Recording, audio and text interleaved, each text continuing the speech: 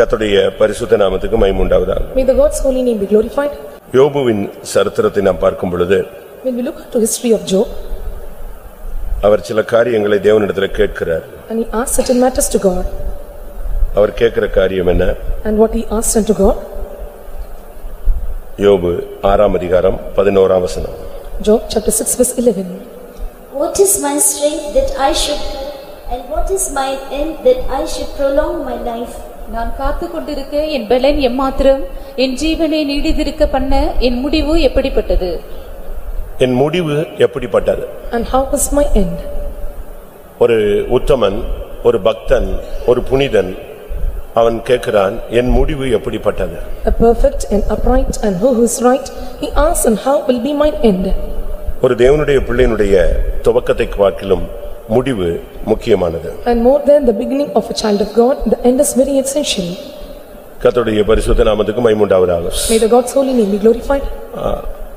ஆவிக்குரிய வாழ்க்கையில வந்துட்டோம், ஒரு விசுவாச வாழ்க்கையை துவக்கிட்டோம், ஆனா நம்முடைய முடிவு தான் ரொம்ப முக்கியம். And we have come to the spiritual life and we initiated the spiritual life, and our end is so important. ஓட்டப்பந்தயத்துல ஓடுகிறவர்கள் எல்லாரும் ஓடுவார்கள், And they that are running in the running race will run, ஆனால் முடிவிலே ஒருவன் தான் பரிசை பெறுவான். but the end only one will receive the victory and the crown. அதுக்கு காரணம் அவன் முதல்ல நல்லபடியா ஓட்டத்தை முடிக்கிறான். The reason is, and he is ending the race in a better or a better manner. இன்னைக்கு கூட நாம இந்த உலகத்துல பிறந்திருக்கிறோம், நம்முடைய முடிவு எப்படி இருக்கும்? Even today, and we have born in this world, and how will be our end? ரட்சிக்கப்படாத இருக்கிற முடிவு, அத பத்தி பேச்சு கிடையாது, அது எப்படியோ முடியும். And they that are unsaved, and we don't want to speak about them, and it may end in some matters. But இந்த மார்க்கத்துல வந்துட்ட பிறகு நம்முடைய முடிவு எப்படி இருக்கணும்? But after coming to this way or religion, and how our end must be? முடிவுன்னு சொல்லுகிறது சாவை நான் சொல்லல, ஓட்டத்தின் ஆத்துமாவினுடைய முடிவை நான் சொல்லுகிறேன். I am not telling about the end of death, I am telling about the end which ends in our soul. ஒரு சிலர் வயசான விதத்துல மரிப்பார்கள், And some after gets old stricken in age, they die. ஒரு சிலர் பக்தர்களாக இருக்கலாம், புனிதர்களாக இருக்கலாம், ஆனால் ஆபத்துல விபத்துல நாச மோசங்கள்ல மரிக்கலாம். And some may be a sage or a saint, but because of the dangerous accidents, and they may face the death. ஒரு சிலர் இரத்த சாட்சியாக மரிப்பார்கள். And some they die as martyr. இப்படி பல விதங்கள்ல மரணம் உலகத்துல ஒரு மனிதனுக்கு சம்பவிக்கும். And so the death is facing persons in different manners. இயேசுவுக்கு சிலுவைதான் முடிவாக இருந்தது. For Jesus, the end is cross. சீடர்களுக்கு இரத்த சாட்சிதான், ஜீவனை கொடுப்பதுதான் முடிவாக இருந்தது. And for the disciples, and dying as a martyr and giving life is the end. அப்ப எழுத்தின்படியான சரீர முடிவை நாம் பேச வரல. So I did not come to speak about the literal end, spiritual or the thing. ஆனா நம்முடைய விசுவாசிகள் கூட, ஊழியர்கள் கூட ஒன்றை எதிர்பார்க்கறாங்க, அப்படி கண்ண மூடிட்டு இருக்கும்போதே போயிரணும் அப்படினு ஆசைப்படுறாங்க. But our believers, they are expecting when they are closing their eyes, and they must face the death. எழுத்துக்கிட்டு இருக்க கூடாது, And they should not go dragging, படுக்கையிலேயே போக கூடாது, and they should not lie down when they go to bed, யாருக்கும் disturb பண்ண கூடாது. and no one should disturb them. இப்படி எல்லாம் ரொம்ப பேர் ஆசைப்படுறீங்க, நல்லதுதான், அதுவும் நல்லதுதான், யாருக்கும் டிஸ்டர்ப் இல்லாம போயிட்டே இருக்கலாம். And many are desiring like this and without any disturbance, and we must go unto God. ஒன்றை நீங்கள் புரிந்து கொள்ள வேண்டும், மரணம் கூட தேவ சித்தப்படி இருக்க வேண்டும். One thing you must understand, even the death must be according to the will of God. தேவ சித்தப்படி தான் தன்னுடைய ஓட்டத்தை நாம முடிக்கணும். And we have to end our race with the will of God. இயேசுவினுடைய முடிவு வித்தியாசமாக கொண்டு போக ஜனங்கள் முற்பட்டார்கள். The end of Jesus, and the people wanted to take the end of Jesus in a different manner. அவரை ஒரு உயரமான மலையில, செங்குத்தான மலையில கொண்டு போய் தள்ளிவிட்டு கொள்ளும்படியாக எண்ணினார்கள். இயேசு அந்த இடத்தை விட்டு கடந்து போய் விட்டார். They wanted to take the Jesus to the brow of the hill or the sharp rock, and to make him to fall down from there. ஒரு இடத்துல அவரை கல்லெறிந்து கொள்ள விரும்பினார்கள், அந்த இடத்தை விட்டு அவர் மறைந்து போய் விட்டார். In one place, and they desired to stone him to death, but he was vanished away. ஆனால் கடைசியாக சிலுவை மரணத்துக்கு தான் தன்னை 100% ஒப்பு கொடுத்தார். But at last, and for 100%, and he delivered himself to die on the அதுபோல cross. மரணம் கூட தேவ சித்தப்படி அமைய வேண்டும். And likewise, the death also must be according to the will of God. நான் மரணத்தை பத்தி பேசுறேன்னு நினைக்காதீங்க, முடிவை பத்தி பேச விரும்புகிறேன். Don't think that I am going to speak about the death, I am going to speak about the end. எல்லாருக்கும் முடிவு பத்தி ரொம்ப ஆசை. And all are desired to hear about death. நான் ஒரு அடக்காராதனை ஒரு தாய்க்கு பண்ணினேன். And I attended a burial service for a particular mother. அதுக்கு அவங்க சொந்தக்காரங்க எல்லாம் வந்தாங்க. And all the relatives attended the meeting. அவங்க அடக்காராதனை அந்த வீட்ல பண்ண முடியல. And they are not able to do the burial service in home. அப்ப மழைக்காலம், And it was rainy season. அவங்க ஒரு சேரி மாதிரி ஒரு இடத்துல இருந்தாங்க. So they were staying in the place where it was clay. Slum ஏரியால இருந்தாங்க. And it was in slum area. அவங்க வீட்டுக்கு நான் போகும்போதே எனக்கு முழங்காலுக்கு மேல தண்ணி இருக்கும். When I visited that house, and the water raised up to my knee level. அங்க அவங்க இறந்துட்டாங்க. And she died there.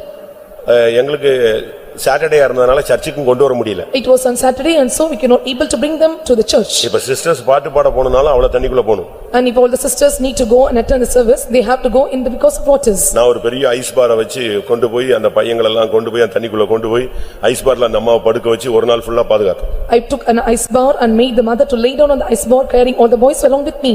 அடுத்த நாள் சண்டே சர்வீஸ் முடிஞ்ச பிறகு அவங்கள சர்ச்சுக்கு தூக்கிட்டு வந்தோம். At the end of the service and we took him to the church. அவங்க பையன் வந்து சீக்கிரமா முடிங்கன்னு சொன்னான். And the boy on the son said, and you have to end it very quickly. அவன் ஒரு அரகுறை ஆளு. And he was a half-set believer. அதனால நான் என்ன சொன்னேன், உனக்கு அவசரமா இருந்தா நீ போயிடு, நான் பாத்துக்கறேன்.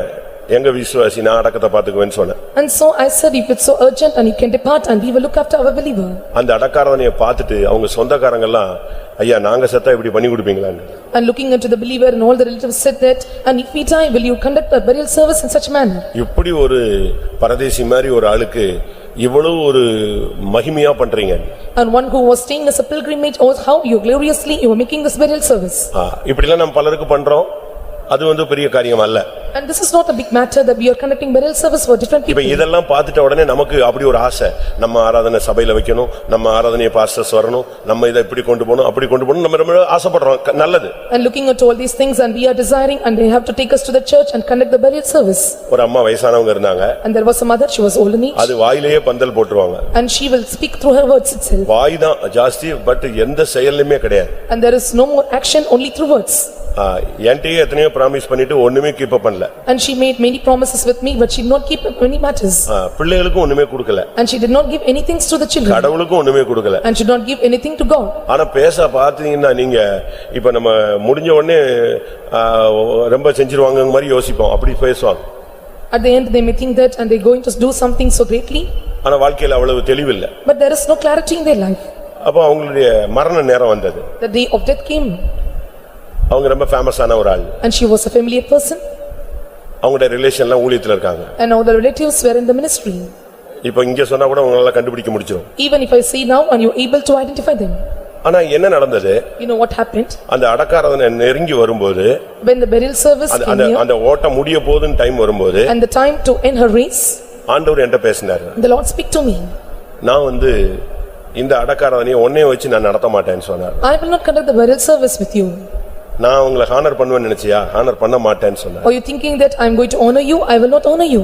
எனக்கு ஒண்ணுமே புரியல. I could not understand anything. நான் வந்து இந்த அடக்காரதனையை ஒண்ணே வச்சு என்ன செய்ய மாட்டேன், பண்ண மாட்டேன் அப்படின்னு சொல்றாரு. I will not do the burial service with you. I will never do it.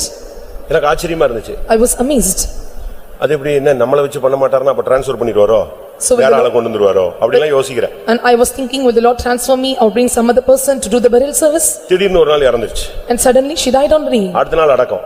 The next day it was burial service. எனக்கு வேற வழியே கிடையாது, நான் கேரளா போய் ஆகணும். I don't have any other way. I must need to go to Kerala. அப்பதான் யோசிச்சேன், ஓஹோ ரொம்ப பிளான் பண்ணி தான் கர்த்தர் தூக்குறாரு. Then I thought that the Lord had planned and so she was taking me. நான் திருப்பி சென்டர்ல சொல்லி ஒரு பாஸ்டர் வர வச்சு இன்னொரு பாஸ்டர் என்ன செஞ்சாரு, அத நடத்தினாரு. I informed to the Center Faith Home and they made the another pastor to come to the place and the another pastor took the burial அப்பதான் service. யோசிச்சேன், அடக்காரதனைய கூட சிஸ்டமேட்டிக்கா பண்றதுல தெய்வம் ரொம்ப யாரை வச்சு பண்ணணும்ங்கிறது கூட அவரு பிளான் பண்றாரு. And the Lord is planly and he was working so planned manner and who have to conduct the burial service in a systematic manner. நம்முடைய முடிவு எப்படி இருக்கிறது? And how our end should be. உங்களுக்கு எல்லாம் ரொம்ப ஆசை இருக்கும். You are all desired about it. பெரிய பெரிய பரிசுத்தவான்கள் மரணம், பெரிய பணக்காரங்க மரணம், இல்ல நல்ல ஆவிக்குரியவங்களுடைய மரணத்தை பார்க்கும்போது நமக்கு எல்லாருக்கும் ஒரு ஆசை இருக்கும், இப்படி நம்முடைய ஓட்டம் இருக்காதா அப்படின்னு ஆசை இருக்கும். Looking into the death of the saints of God and high caliber people and leaders and we may think that whether our burial service should not be conducted in such manner. பிரசங்கி 7ஆம் அதிகாரம் 2ஆம் வசனத்தை பார்க்கும்போது, when we look into 2:7 of Ecclesiastes, அங்க என்ன சொல்லப்பட்டிருக்கிறது? and what it is said there, விருந்து வீட்டுக்கு போவதை பார்க்கிலும் துக்க வீட்டுக்கு போவது நல்லது. and it is better to go to the place than to go to that place. நீ அங்கே போகும்பொழுது எல்லா மனுஷனுடைய முடிவும் அங்க உனக்கு தென்படும். So when you go there and all the end of the men will be revealed unto you. நீ கல்யாண வீட்ல போய் பொண்ணு என்ன Dress போட்டுருக்கா, பையன் என்ன போட்டுருக்கான், made for each other, இந்த கதையெல்லாம் உனக்கு தேவையில்லை. There is no need to going and attending the marriage ceremonies and made for each other and what garments the bride or bridegroom are wearing. என்னென்ன சாப்பாடு போட்டாங்க அப்படின்னு நீ வந்து மெனு பார்த்துட்டு வர வேண்டிய அவசியம் கிடையாது. It's not needed to go and check and what are the menus or items were placed there. நீ கல்யாண வீட்டுக்கு போறதை விட விருந்து வீட்டுக்கு போவதை பார்க்கலாம் எங்க போ, துக்க வீட்டுக்கு போ. அங்க அந்த சாட்சிகள் அவங்களுடைய லைஃப் பத்தி கேட்கும்போது உனக்கு அதுல மாற்றம் உண்டாகும். And more than going to this you have to go to the death house and there you will get the witness of them and you will be testified. அதனாலதான் இந்த மனுஷன் கேக்குறான், என் நாட்களை நீடித்திருக்க பண்ண என் முடிவு எப்படிப்பட்டது? And for the days to prolong and what mine end must be. 39ஆம் சங்கீதம் 4ஆம் வசனத்தை பார்க்கும்போது When we look into 39 Psalm verse 4.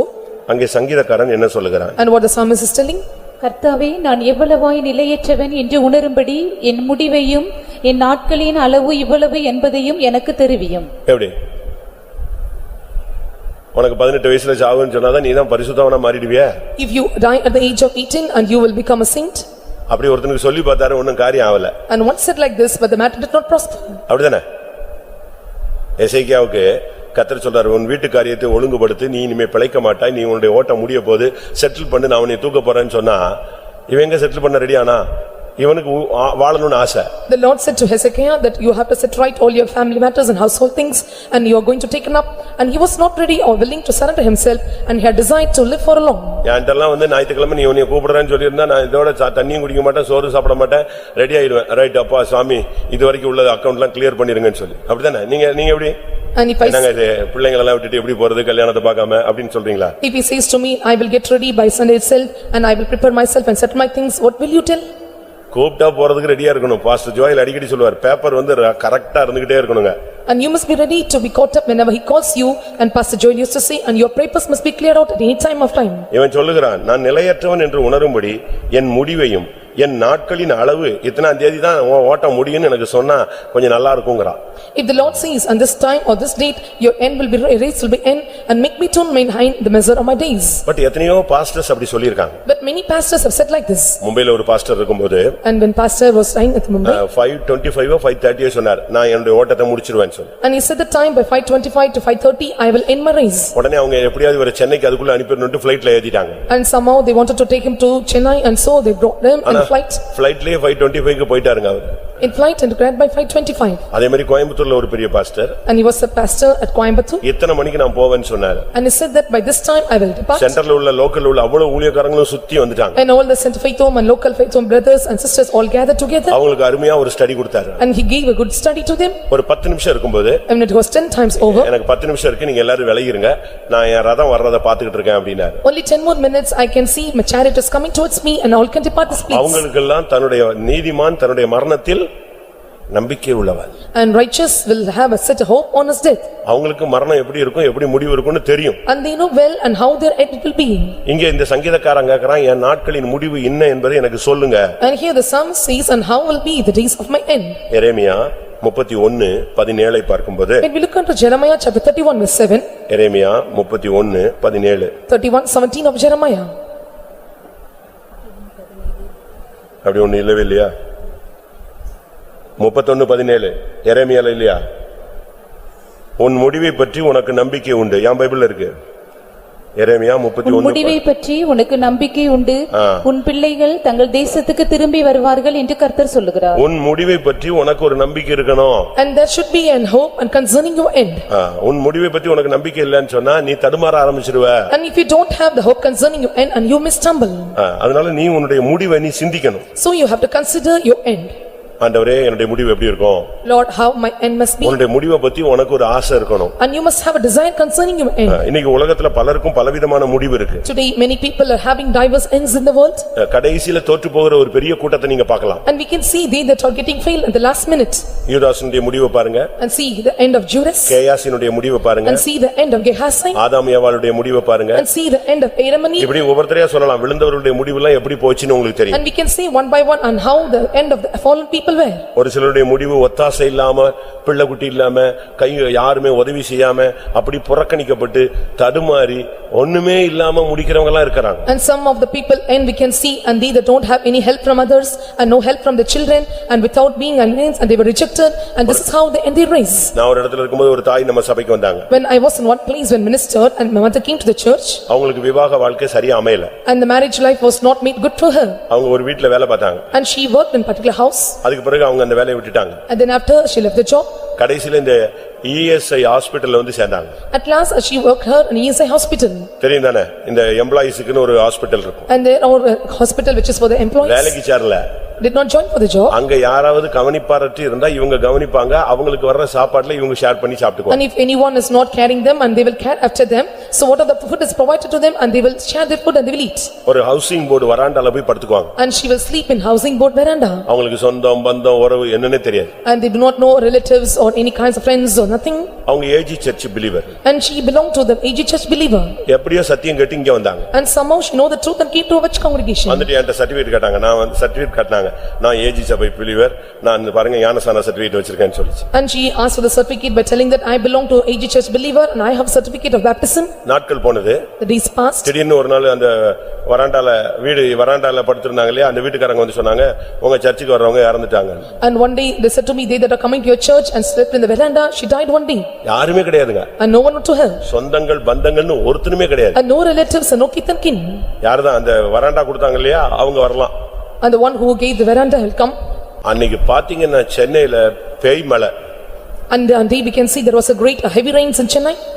நான் போய் எங்க விசுவாசிகள் ஒரு 30-40 பேரை கொண்டு போய் மலையிலேயே குளிச்சு அவங்களுக்கு பெட்டி செஞ்சு அவங்களுக்கு வண்டி எடுத்து சும்மா அருமையா ரதம் அந்த மலையில புயல்ல அடிச்சு அவங்கள கொண்டு போய் அங்க பெட்டியை உள்ள வச்சா பெட்டி மேல வருது, அவ்வளவும் தண்ணி, அதுக்குள்ள கல்ல வச்சு அமுக்கி அழகா பண்ணி அவங்க அப்படியே பார்த்தாங்க அந்த வெளி ஜனங்க, என்னடா யாருமே இல்ல ஒரு அனாதைக்கு இவ்வளவு ஹானர் பண்றாங்க. I took 40 believers along with me. It was heavy rain and midst of heavy rains and we made a coffin box and we made it and buried it. Even in the midst of the rain it came up and put a stone on it and we placed it and we digged it and you are getting நல்லா கவனிங்க, நம்முடைய முடிவு ஜெயமா இருக்கணும். And you have to listen well, our end must be a victory. முடிவுதான் ரொம்ப முக்கியமானது. Our end is so essential. அது சரியில்லைன்னு சொன்னா ஓடுனது அவ்வளவு விருதாவா போய்டும். If our end is not right or not proper and all that we have run will be going in vain. நான் ஓடினதும் ஓடுகிறதும் விருதாவாய் போகாதபடிக்குன்னு பவுல் பேசுறார். And Paul says that and I was running should not go in vain. எரேமியா 17:11 பார்க்கும் பொழுது ஒரு சிலர் முடிவில மூடர்களாக போய் விடுகிறார்கள். 17:11 of Jeremiah says and all men become vain or foolish. அநியாயமாய் ஐஸ்வரியத்தை சம்பாதிக்கிறவன் முட்டையிட்டு அவியங்காத்தும் குஞ்சு பொரிக்காமற் போகிற கௌதாரிக்கு சமானமாயிருக்கிறான். அவன் தன் பாதி வயதிலே அதை விட்டு தன் முடிவிலே மூடனாயிருப்பான். எப்படி முடிவில எப்படி மாறிடுவான் அவன்? ஃபைனல் முடியும் போது யாராயிடுறான்? மூடனா போயிடுறான், ஒண்ணுமே இல்லாம போயிடுறான். At his end and he become a fool. பிலிப்பியர் 3ஆம் அதிகாரத்துல நான் பார்க்கும் பொழுது When we look into Philippians chapter 3, 3:17 பாருங்க. look at 3:11 of Philippians. சகோதரரே, நீங்கள் என்னோடே கூட பின்பற்றுகிறவர்களாகி நாங்கள் உங்களுக்கு வழிகாட்டுகிறபடி நடக்கிறவர்களை சாரி பிலிப்பியர் 3:17 தானே இது? 17 19 19 பாருங்க. அவருடைய முடிவு 3:19 of Philippians. 19 அவர்களுடைய முடிவு அழிவு, அவர்களுடைய தேவன் வயிறு. இந்த மார்க்கத்துல வந்துட்ட பிறகு சாப்பாடு தான் சோறு கண்ட இடம் தான் சொர்க்கம்னு சுத்தினேன்னா முடிவு அழிவாதான் இருக்கும். After coming to this way and if you think that and your food is your heaven for you and your end will be your destruction. சாப்பாட்டை ஜெயிச்சவனுக்கு முடிவு தான் மகிமையா இருக்கும். And they that overcome the food and the end will be glorious for them. இந்த மார்க்கத்துல வந்துட்ட பிறகு நீங்க உபவாசம் எடுத்து சாப்பாட்டை கண்ட்ரோல் பண்ணணும், ஜெயிக்கணும். After coming to this religion and you have to control your food and you must overcome. வா நீ வயித்தை கண்ட்ரோல் பண்ணிட்டாலே நீ யாரு? பாதி ஜெயிஜீவன் செய்ய ஆரம்பிச்சிருவ. If you control your belly and you have done your half of the victorious life. இன்னைக்கு நம்முடைய முடிவு எப்படி இருக்கும்னு யோசிக்கிறீங்க? Today think and how our end is being. அப்னேர்னு ஒரு மனுஷன் இருந்தான். And there was a priest called Adoniah. அவன் சவுலுடைய போர் தளபதி. And he was the captain of the Saul. Saul இருந்தான்னா அப்னேர் இருப்பான். And if there was Saul and there will be Abner. ரொம்ப சின்சியரான ஆள். And he was a sincere person. ரொம்ப சின்சியரான ஆள். And he was sincere in his work. ஒரு கட்டத்துல வந்தபோது When he came to one particular stage. தாவீது யோவாபை தள்ளிட்டு இவனுக்கு அந்த ஸ்தானம் கொடுக்கணும்னு கூட யோசிச்சான். Even David thought that he had to cast out Joab and give his place or position to Abner. ஆனா நடந்தது என்ன? But what happened there? அவன் கொஞ்சம் சுதாரிப்பு இல்லாம உஷார் இல்லாம ஜாக்கிரதை இல்லாம போயிட்டான். So he was not shrewd and she was not talented, so he became careless in his matters. இவன் ஜாக்கிரதை இல்லாம இருக்கும்போது Because of his carelessness. யோவாப் யாரை குத்திட்டான்? And what Joab அப்னேரை குத்திட்டான். And Joab killed Abner. அப்ப தாவீது சொன்னா, நீ எவ்வளவு பெரிய டேலண்டான ஆளு, ஒரு மதிகட்டவன் செத்த மாதிரி செத்து போயிட்டியே அப்படிங்கறான். And he said that and you are such a talented person and you died like a fool one. 2 Samuel 3ஆம் அதிகாரம் 33 34. 2 Samuel chapter 3 verse 33 and 34. ராஜா அப்னேருக்காக புலம்பி மதிகெட்டவன் சாகிறது போல அப்னேர் செத்து போனானோ? எப்படி செத்துட்டான்? How he died? இன்றைய ஸ்டடி உன் முடிவு எப்படிப்பட்டது? Today's study and how your end. அதை இப்பதான் நீ நிதானிச்சுக்கணும். And now you must consider or examine now. உனக்கு இப்படி சாவணும் அப்படி சாவணும் சந்தன பேழையில வைக்கணும்லாம் ஆசை இருக்கலாம். And you may have a desire, I must die in this manner and that manner, they must keep me in the sandal coffin box. நம்ம விசுவாசிகள் கூட என் சொந்த வீட்டுல தான் என்னை வைக்கணும், என் சொந்த என்ன தோப்புல தான் வைக்கணுங்கிறான். அப்படிலாம் இல்ல, இயேசு சொந்த வீட்லயே இருந்தாரு, எங்கேயும் எவன் கல்லறையிலயோ கொண்டு போய் வச்சாங்க. Even our believers, they are thinking that and they must keep me in a own house and keep me in the own coffin box. இப்ப சிஎஸ்ல பாத்தீங்கன்னா புருஷன் செத்துட்டாருன்னா மனைவிக்கு அப்பமே ரிசர்வ் பண்றான், நீ சீக்கிரமா போயிடு உனக்கும் பெட்டிக்கு ஒரு இடம் வாங்கி வச்சிட்டான்னு பல்ல சொல்றான். In CSI they are telling that and reserve a place for you, this is how they appoint and place a place. ஏன்னா அப்பா செத்த இடத்துலயே யார வைக்கணும்? The place where the father died and whom shall be placed. அப்படி அல்ல பிரியமானவர்களே. It's not like my beloved. உன்னுடைய முடிவு ஆன்மீகத்திலே எப்படி முடிஞ்சிருக்கு அத வச்சு தான் மேல result. How your life end in spiritual things and that is how the result is vested on. உன்னுடைய முடிவு ஒரு துன்மார்க்கனை போல முடிய கூடாது. And your end should not end like a wicked. உன்னுடைய முடிவு அழிவாக முடிய கூடாது. And your end should not be end in destruction. உன்னுடைய முடிவு மூடனாக முடிய கூடாது. And your end should not be end as a fool. ஒரு மதிகட்ட முடிவாக உன் முடிவு இருக்க கூடாது. And your end should not be as a foolish one. 37ஆம் சங்கீதம் 38ஆம் வசனம். Psalm 37 verse 38. 37ஆம் வசனம். 30 நீ உத்தமனை நோக்கி செம்மையானவனை பார்த்திரு. 37 38. அக்கிரமக்காரர் ஏகமாய் அழிக்கப்படுவார்கள், அறுப்புண்டு போவதே துன்மார்க்கரின் முடிவு. அறுப்புண்டு போவதே துன்மார்க்கனுடைய முடிவு. The end of the wicked shall be cut off. திடீர்னு பாத்தீங்கன்னா அவனை கொலை பண்ணிடுவாங்க. And so you can see suddenly he may kill. திடீர்னு அவன் வியாதிப்பட்டு ஒண்ணுமில்லாம ஆபத்துல விபத்துல எதிலையாவது போய் அழிஞ்சு போயிடுவான். He may fall in sick and because of the dangerous accidents and he may be perished. அதனால டெய்லி ஜெபிக்கும்போது ஆண்டவரே என் முடிவு நல்லா இருக்கணும்னு ஜெபம் பண்ணுங்க. So every day when you pray you must pray and my end must be good and glorious. உன்னுடைய முடிவை தான் தேவன் பார்க்க விரும்புகிறார். And the Lord want to see your glory end. உன்னுடைய முடிவு தான் தேவன் அங்க தான் அவர் நின்னுட்டு இருப்பாரு. And there he stand near by your end. இந்த ரன்னிங் ரேஸ்ல பாத்தீங்கன்னா when you see in the running race அந்த ஸ்டார்ட் பண்றவங்க எங்க நிப்பாங்க? அடி ட்ரிக்கர் அடிப்பான், டபார்னு அடிப்பான். ஆனா நீ ஓடி ஓடி ஓடி ஓடி வந்து அங்க நிக்கும்போது அங்க யார் நிப்பா? இதே துவக்க நாள் நிப்பா. And who initiated the race will be standing by the end of the race also. அதனால தான் விசுவாசத்தை துவக்குகிறவரும் முடிக்கிறவருமாகிய இயேசு. So we are saying that author and finisher of our faith. அப்ப நாம அவர் தொடக்கறாரு, கேப் எல்லாம் நம்ம ஓடி முடிக்கணும், அவர் வந்து அங்க நிப்பார். He is initiating our race in this gap and we have to run at the end he will stand there. இப்ப உள்ள கண்டிஷனுக்கு இன்னைக்கு இப்ப 8 மணிக்கு கூப்பிட்டா நம்ம முடிவு எப்படி இருக்கும்? For the present state and present condition, if he calls by 8 o'clock and how our end will be. என்னங்க இது ஃபைனல் கொண்டு வர்றீங்கன்னு சொல்றீங்களா? Are you thinking that I am taking you to the final point? Suppose இப்ப கூப்பிட்டாருன்னா போய் தானே ஆகணும். If we call you now, we must go there. கெல்லிஸ்ல ஒரு Sunday service நடந்துட்டு இருந்துச்சு. In Kelly's and Sunday service was taking place. எல்லாரும் ஆவியில் நிரம்பிட்டு இருந்தாங்க. And all were filling in spirit. worship முடிஞ்சிருச்சு. And worship was over. சாட்சியின் நேரம் அப்படினாங்க. They said that it was time for testimony. But ஒரு ஐயா மட்டும் தூண்ல சாஞ்சி அப்படி முழங்கால நின்னுட்டே இருந்தாரு. But one brother who was standing on knees and still he was leaning on the pillar and standing on knees. சாட்சி நேரம் வந்துருச்சுன்னு சொல்லி பக்கத்துல உள்ள ஒரு ஐயா உட்காருங்கன்னா பொத்துன்னு அப்படி விழுந்துட்டாரு. அவர் முழங்கால்ல எங்க போயிட்டாரு? ஓட்டத்தை முடிச்சிருக்காரு. The person who nearby said that and it was a time for testimony and you please sit down and he fell down suddenly, he was dead and this is how he in his race. நம்ம எப்படி இருக்கிறோம்? And how we are. அதனால எப்பனாலும் வரலாம். So he may come at any time. ஆனா முடிவு எப்படி இருக்கு? But how is our end? உன் முடிவில் நீ மூடனாய் முடிச்சிர கூடாது. And at the end and you should not end as a fool. மதிகட்டவனாய் உன்னுடைய ஓட்டம் முடிச்சிர கூடாது. And you should not end your fool as a foolish man. உன்னுடைய முடிவு அழிவா இருக்க கூடாது.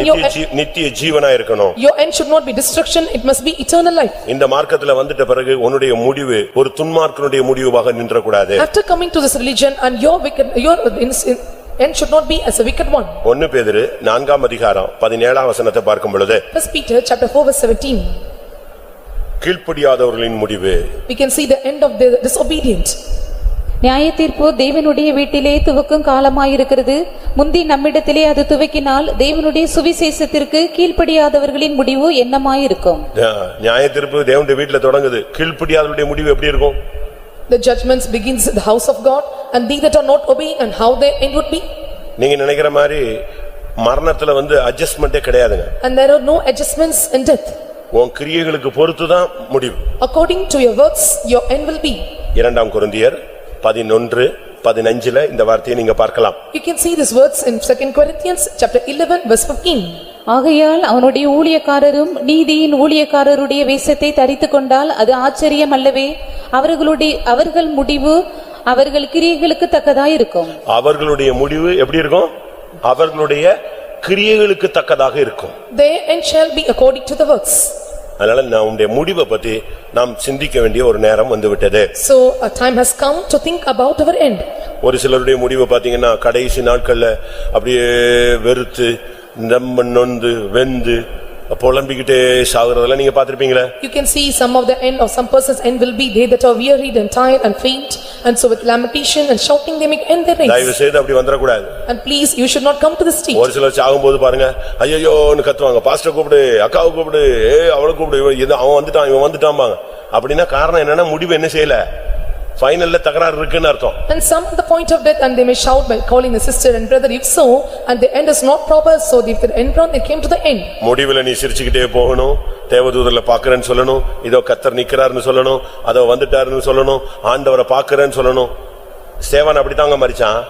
And Stephen likes died in such manner, at the end you must smile, you must laugh, you must say that I can see the angels of God, I can see the chariots, this is how you must see in your end your race. ஸ்தேவான் மரிக்கும்போது என்ன சொன்னா? When Stephen died, what he said? இதோ வானம் திறந்திருக்கிறதையும் உன்னதமானவருடைய வலது பாரசத்தில் மனுஷகுமாரன் நிற்கிறதையும் நான் காண்கிறேன் அப்படினா ஓட்டம் போயிடுச்சு. And he said that I can see the heavens are open and I can see the Son of God standing on the right hand of the Father, this is how he said in his race. எங்க பிசாசு வந்து நிக்குதுங்க, எருவு மாடு நிக்குதுங்க, ஐயோ நானா right இவன் வண்டி settlement ஆகல, இறங்குறான், கீழ இறங்க போறான்னு அர்த்தம். If you see that and devil is standing before me and the bullock is standing, if say so and you are going to descend down. ஒரு ஆள் சாவுல நான் நின்னேன். And I stood at one person's death. அந்த பாரு அந்த பொம்பளை வந்துட்டானாங்க. ஆஹா தகராறு, பொம்பளை கேஸ் ஏதோ ஒன்னு இருக்கு போல இருக்கு. அப்பதான் யோசிச்சேன், ஓஹோ இது யாருக்குமே தெரியாது, இப்படி ஒரு லிஸ்ட் கடைசில வருது, நிக்குது, அங்க நிக்குது. And he said to me that I can see the woman is standing nearby. வருது பாருங்க. And she came there. மோட்ட முடிய போது இழுத்துக்கிட்டு இருக்கு, ஃபைனல் போகுது. இந்த பாரு எல்லாரும் ஜெபம் பண்ணுங்க, அந்த பொம்பளை வந்துட்டா. ஆஹா ரைட் வந்துட்டாளே, கரெக்டா. ஆபிரகாம் பெரிய ஆளு, சாகும்போது யார் வந்து நிக்கிறா? இஸ்மவேல் வந்து நிக்கிறான், டக்குன்னு நிக்கிறான் பாருங்க. ஏன்னா நீ அவனை சரியான விதத்துல பெத்து எடுக்கல. Abraham was going to end his race, at the last point of time Ismail came because he did not deliver in the right manner. என்னதான் பண்ணாலும் எங்க வந்து நின்னுட்டான். So whatever he did at last moment he stood nearby. அந்த விஷயத்துல பிசாசு விட மாட்டாங்க. The devil will not leave in this matter. அவனுடையது என்னிடத்தில் இல்லைன்னு நீ சொல்லணும். And you must say the thing of him is not found in me. மோசே செத்து போயிட்டான். And Moses died. யார் வந்துட்டா? Who came near him? பிசாசு வந்து இந்த சரீரத்தை நீங்க எப்படி அடக்கம் பண்ணலாம்ங்கறான். அடக்கத்துல சண்டை நடக்குது. And devil accused and how you can bury this body. எப்படி இருக்கும்னு யோசிச்சு பாருங்க. And see how that would be. அங்க வந்து மோசேயினுடைய பிள்ளைகளோ குடும்பமோ இஸ்ரவேல் புத்திரரோ யாரும் கிடையாது, அடக்கறதுல இல்ல, யார் தான் கலந்திருக்கா? கர்த்தரும் தூதர்களும் மட்டும்தான் அந்த வொர்ஷிப்ல நிக்கறாங்க. Only the Lord and angels took part in the very service of Moses, and no more relatives and no more friends and no more believers and no more congregation. Opposite டீம்ல பிசாசு நிக்கறாங்க. And on the opposite side the devil is standing. அவன் சொல்றான், And he said to him, இது மாம்ச சரீரம், and this is the fleshly body, இது மண்ணுக்கு வரணும், and this must come to the earth. இவன் ஒண்ணும் பெரிய யோக்கியன் இல்ல, And he is not a perfect man. இவன் உடன்படிக்கையின் கற்பலகளை உடைச்சாளு. And he broke the tablets or commandments of God. இப்படி வரிசையா சொல்லிட்டே வராங்க. And he said one by one. கண்மலையை அடிச்சவன். And he smote on the rock. இப்படி பேசிட்டே இருக்கும்போது கர்த்தர் சொல்றாரு, அதுக்குள்ள சண்டை வந்துருச்சு. So when he was speaking like this and there was contention strife among யாருக்கு சண்டை வந்துருச்சு? to whom? மிகாவேல் உள்ள வந்துட்டான், ஃபீல்ட்ல வந்துட்டான். And Michael வந்து பயங்கரமான ஆர்குமென்ட் ஆயிடுச்சு. And it was a great argument between them. அந்த ஆர்குமென்ட்ல உச்சகட்டம் வரும்போது அந்த விழுந்து போன தேவதூதர்கள் பிசாசு தூஷணம் பேசுறான். யாருக்கு பேச முடியல? மிகாவேலுக்கு பதில் பேச முடியல. அப்படியே பிரேக் அடிக்கிறான். வாசிங்க, யூதாவுல வாசிங்க. And you can see here that Michael the archangel came before there and he was not able to stand before this devil because he was speaking a railing accusation. 9ஆம் வசனம். 9ஆம் வசனம். யூதா 9. பிரதான தூதனாகிய மிகாவேல் மோசேயினுடைய சரீரத்தை குறித்து பிசாசுடனே தர்க்கித்து பேசின போது அவனை தூஷணமாய் குற்றப்படுத்த துணியாமல். எப்படி அவன் பதிலுக்கு அவன் பேசுறான் தூஷணமா, இவனால என்ன செய்ய முடியல, இவன் தேவதூதனாச்சே, இவன் மிகாவேல், அதனால அப்படியே கண்ட்ரோல் பண்றான், பேச்செல்லாம் கண்ட்ரோல் ஃபுல் ஸ்பீட் பண்றான், அப்படியே பிரேக் அடிக்கிறான். And he was Michael the archangel, he could not speak anything further because the devil is setting a railing accusation before him. நம்ம ஆளுங்களுக்கு ஏர் பிரேக் இல்லங்க, படபடன்னு பேசிடுறாங்க, திருப்பி வந்து இங்க வந்து மன்னிப்பு கேட்பான். And there is no air break for our people and they speak so anything and they come and ask forgiveness. நல்லா புரிஞ்சுக்கோங்க, உங்களுடைய முடிவு ரொம்ப கவனமா இருக்கணும். You must understand well and your end must be, your race must be a good end. Amos 8ஆம் அதிகாரம் 10ஆம் வசனம். 8:10 of Amos. Amos 8:10. 8:10 of Amos.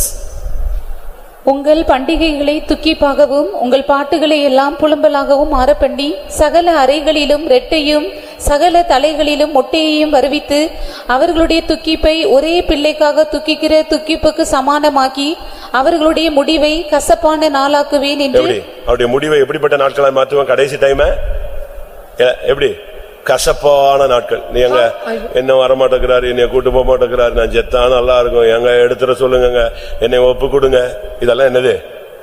கசப்பான நாட்கள். And how I will make the end, I will make the end of bitter days, and these are the days of bitterness. இன்னைக்கு நம்முடைய நிலவரம் என்ன? Today how is our state? ஆண்டவர் சொல்றாரு அவனுடைய முடிவை நான் பார்ப்பேன். And I will see his end, the Lord sees. அவன் முடிவு எப்படி இருக்குன்னு நான் பார்ப்பேங்கற. And I must see, or I will see, and how their end would be. நீங்க கூட யார் மேலாவது சண்டை வந்தா கடைசில பாறா அவன் சாவ நான் பார்ப்பேன் எப்படி இருக்குன்னு சாவறேன்னு சொல்லு. And even while you are quarreling, you may see that I will see, and how his end is going to be. அப்படி சொல்லிருக்கீங்களா? Have you said like that? சொல்லிருப்பீங்களா? கோபம் வந்தபோதுதான் சொல்லிருப்பீங்களா? உன் முடிவு எனக்கு தெரியும். I know your end. உபாகமம் 32:20 கர்த்தர் சொல்றார். The Lord says in Deuteronomy chapter 32 verse 20. உபாகமம் 32:20 என் முகத்தை அவர்களுக்கு மறைப்பேன், அவர்களுடைய முடிவு எப்படி இருக்கும் என்று பார்ப்பேன், அவர்கள் மகா மாறுபாடுள்ள சந்ததி, உண்மையில்லாத பிள்ளைகள். ஆண்டவர் சொல்றாரு அவன் முடிவு எப்படி இருக்குன்னு நான் பார்க்கறேன். I will see, and how their end would be. எப்படி இருக்கும் பாருங்க. ஆண்டவர் சொல்றாரு அவனுடைய முடிவு எப்படி இருக்கும் என்று நான் பார்ப்பேன். The Lord said that I will see, and what their end shall be. ஏனென்றால் Because அவன் மாறுபாடுள்ள சந்ததி. and he was a very forward generation. இன்னும் சொல்லப் போனா மகா மாறுபாடுள்ள சந்ததிங்கறார். And he said that, and he was a great and very forward generation. உண்மையில்லாத பிள்ளைகள்னு சொல்றார். And they were unfaithful children. சரி, இவ்வளவு நேரம் நான் வித்தியாசமான மரணங்கள், முடிவுகள், தோல்விப்பட்டவர்கள், சூழ்நிலைகளில் சிக்கிக் கொண்டவர்கள், விடுதலை பெற முடியாதவர்கள், இவங்களுடைய முடிவை நான் உங்கள்ட்ட சொன்னேன். Until now I said that they that are ending their race in dangers and accidents, and they that have got failure and entangled in some battles and problems. இப்ப நான் ஒரு 5 பாயிண்ட் சொல்றேன். I'm going to put forth 5 ஒரு matters. ஊழியனோ ஒரு விசுவாசியோ அவனுடைய முடிவு நான் சொல்ற இந்த 5குள்ள வரணும். Servant of God or a believer, and what are the points I'm going to mention now, it must come into these 5 points. இதுக்கு நீங்க டெய்லி ஜெபம் பண்ணுங்க. So you have to pray this every day. சங்கீதக்காரன் சொல்கிறான் என் முடிவு எப்படிப்பட்டது என்பது எனக்கு என்ன செய்யும் தெரியும். The psalmist is telling that, and you must make known of me and how my end must be. நம்முடைய முடிவு நல்லா இருக்கணும். Our end must be glorious. இல்லனா இந்த மார்க்கத்துல இவ்வளவு நம்ம பிரதிஷ்டை, வெறுமை, தியாகம், எளிமை இதெல்லாம் நம்ம செஞ்சதுனால பிரயோஜனம் இல்லாம போயிடும். And consecration and dedication, emptiness and emptying ourselves, and what we have done in this ministry will go in vain. ஒரு மாசத்துக்கு நம்ம எவ்வளவு தசமாவும் கொடுக்கிறோம் தெரியுமா? In a month, and how many times or how many tithes we are paying to God? ஒரே மாசத்துல லட்சக்கணக்கில் தசமாவும் கொடுக்கிறவங்களா இருக்காங்க. And we can see some persons, they are giving tithes at lakhs and lakhs. நான் ஒரு இடத்துல இருந்தேன், அந்த சர்ச்சில் ஒரு அவசரமான ஒரு சூழ்நிலை, நான் அங்கனைக்கு அதை அட்டெண்ட் பண்ண போனேன். I ministered on particular place, and it was so urgent situation, I went to attend the service. அப்போ ஒருத்தர் காணிக்கை கொடுத்தாரு. And one gave and gave the tithes. சரி, நான் நினைச்சிட்டேன் இது ஒரு 4-5 மாசம் இல்லன்னா 10 மாசம் சேர்ந்து இருக்கும் போல இருக்குன்னு நினைச்சிட்டேன். And I said that, and within 4 or 5 minutes together, and he was giving the tithes. இல்ல நாங்க இப்போ ஒரு சர்ச்சுக்கு போறோம்னு வெச்சுக்கோங்களேன், நான் ஒரு சென்டர் பாஸ்டர், நான் ஒரு லோக்கலுக்கு போறேன்னா அந்த சண்டே சர்வீஸ் அட்டெண்ட் பண்ணிட்டு அங்க கிடைக்கிற காணிக்கையை நாங்க நிச்சய கூடாது, பாக்கெட்ல போட்டு இங்க வந்துட கூடாது. As a center pastor, when I am going to attend the service, I should not collect the tithes and offerings from the people, and I should not put in my own pocket. அந்த சபையினுடைய காணிக்கையை நான் வெளியே வரும்போது எங்க கொடுத்துறணும்? அந்த சபையில கொடுத்துறணும். The offerings which I collected in the particular church, I must consider, I must give it to the pastor in church of the brothers. நான் போய் முதல் வாரத்துல போயிட்டு மொத்த தசம பாகத்தை வாங்கிட்டு நான் வந்துட்டேன்னா அவன் அந்த மாசம் முழுசும் வண்டி ஓட்டுவானா, சோறு சாப்பிடுவானா, என்ன பண்ணுவான்? And going to the first week, if I collect all the tithes of the church, and how they will do the works and how they will spend the money. அப்போ நான் அந்த காணிக்கை வாங்கிட்டு வந்து அந்த பிரதர்ட்ட கொடுத்தேன். So I have to collect all the offerings and must hand over to the brother. என்ன தம்பி இது எத்தனை மாசமா இந்த ஆள் காணிக்கையை கொடுக்காம இருந்திருப்பான் போல இருக்குன்னு. So I thought that this brother was not giving the money for many months to ஏன்னா அது 2 lakhs, because it was 2 lakhs. அப்ப அவங்க சொன்னாங்க இல்ல மாசம் அவர் எவ்வளவுதான் கொடுக்கறாரு, 2 lakhs தான் கொடுக்கறாரு. And he said to me, every month he was paying 2 lakhs. மாசம் 2 lakhs ன்னு வச்சிட்டு ஓட்ட முடியும் போது தோத்துட்டான்னா அவன் அங்க சண்டை போட்டே செத்துருவான். And paying 2 lakhs. மேல அப்பா மாசம் 2 லட்சம், வருஷத்துக்கு எத்தனை லட்சம் கொடுத்திருக்கேன்?